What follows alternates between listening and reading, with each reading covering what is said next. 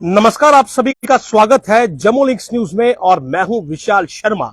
आतंकी संगठन the resistance front यानी कि टीआरएफ अपनी गतिविधियां रोकने का नाम नहीं ले रहा है। हालांकि जो उसके आतंकी हमले थे वो जरूर रुके हैं, क्योंकि सिक्योरिटी फोर्सेस ने बड़ा क्रैकडाउन किया और बड़े आतंकी मार गिराए। लेकिन जो इस टीआरएफ की धमकी देने की एक फितरत है, उससे ये अभी भी बाज नहीं आ रहा है। और इस बार इसने कश्मीरी पंडित और पुलिस कर्मियों से आगे बढ़ते हुए आरएसएस के नेताओं को ही धमकी दे डाली है। जी हां, आरएसएस के करीब 30 ऐसे नेता हैं जिनके नामों की सूची और उनके काम करने का क्षेत्र यानी कि उनका कार्य क्षेत्र क्या है उसके बारे में पूरी जानकारी जो है वो इस लिस्ट में दी गई है। उनके पद क्या है, वो किस पद पर आसीन है और किस क्षेत्र की जिम्मेवारी उन्हें दी गई है, इस बात की भी जानकारी इस लिस्ट में दी गई है। और यह लिस्ट इसलिए जारी की गई है कि सीधे तौर पर धमकी दी गई है अब आरएसएस को। मैं आपको बता दूं कि जो सूची 30 लीडर्स की जारी हुई है आरएसएस के, उसमें president, general secretary, district president और उसके अलावा वाइस प्रेसिडेंट हैं, एग्जीक्यूटिव मेंबर हैं और इसी प्रकार से स्टेट अंडर सेक्रेटरी हैं। यानी कि तमाम आरएसएस के वो फंक्शनरी है जो कि कुछ मुख्य ओहदों पर है, कुछ मुख्य जिम्मेवारियां जिन्हें दी गई हैं और उनके काम करने का क्षेत्र यानी कि लिखा गया है कि कौन पूरा जम्मू कश्मीर देखता है, J&K, कौन कुलगाम देखता है, उसका क्योंकि कुलगाम है। साउथ कश्मीर में कौन एक्टिव है, उसका साउथ कश्मीर है। पुलवामा में कौन एक्टिव है, राजौरी में कौन एक्टिव है, बारामूला है।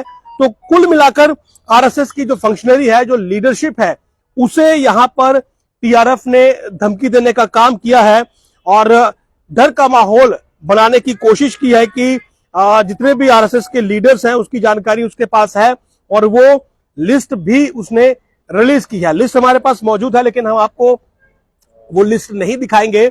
लेकिन यहां पर खबर यह है कि आरएसएस को धमकी देने का काम जो है वो टीआरएफ ने किया है। यानी कि एक बड़ी हिमाकत यहां पर जरूर दिखाने की कोशिश किया टीआरएफ ने। इससे पहले कश्मीरी पंडितों का मसला हो, पुलिस कर्मियों का मसला हो या फिर किसी और का मसला हो, टीआरएफ जो है वो थ्रेट पोस्टर्स या फिर थ्रेट लेटर्स इशू करने के लिए जाना जाता है। लेकिन वो लेटर्स जो इसने जारी किए उन पर आगे क्या निकला, किस प्रकार सिक्योरिटी फोर्सेस ने एनकाउंटर किए और हाइब्रिड आतंकी वहां पर मार गिराए। टीआरएफ आतंकी संगठन जो है वो हाइब्रिड आतंकी कश्मीर में लाने वाला संगठन है। यानी कि कश्मीर में हाइब्रिड आतंकियों का जो कंसेप्ट था मुख्यतः वो टीआरएफ ने लाया था। और टीआरएफ की बात करें तो ये लश्कर का ऑफशूट है। यानी कि लश्कर तोयबा जो कि बैड टेरर आउटफिट है, वो एक प्रॉक्सी नेम के जरिए टीआरएफ जो है वो प्रॉक्सी नेम के जरिए वो कश्मीर में ऑपरेट करता है। लेकिन इसके ऑपरेट करने के साथ साथ इसके जो हद है धमकी देने की वो बढ़ती जा रही है। हालांकि असल में इसकी कमर पूरी तरह से टूटी हुई है। सिक्योरिटी फोर्सेस ने इनके तमाम आतंकी निस्तेनाबूद कर दिए हैं। काडर की भारी कमी इस आतंकी संगठन को है, लेकिन धमकी देने के लिए ये अभी भी एक्टिव है। थ्रेट लेटर्स ये अभी भी जारी करता है, शायद इसलिए करता है कि ये अपना वजूद वहां पर बचाए रखे। हालांकि इसके संगठन में अब आतंकियों की संख्या 2-4 ही है। लेकिन इस बार आरएसएस को टारगेट किया गया है। आरएसएस की जो फंक्शनरी है उनकी लिस्ट जारी की गई है।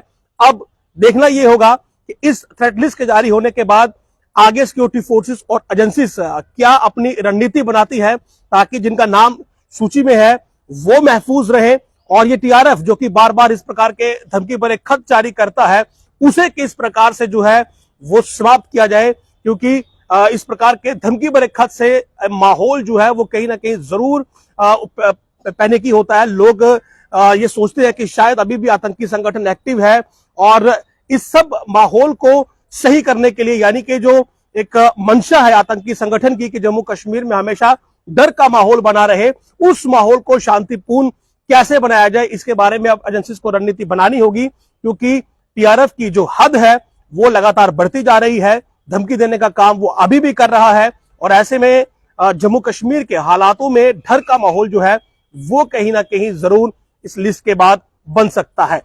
नमस्कार।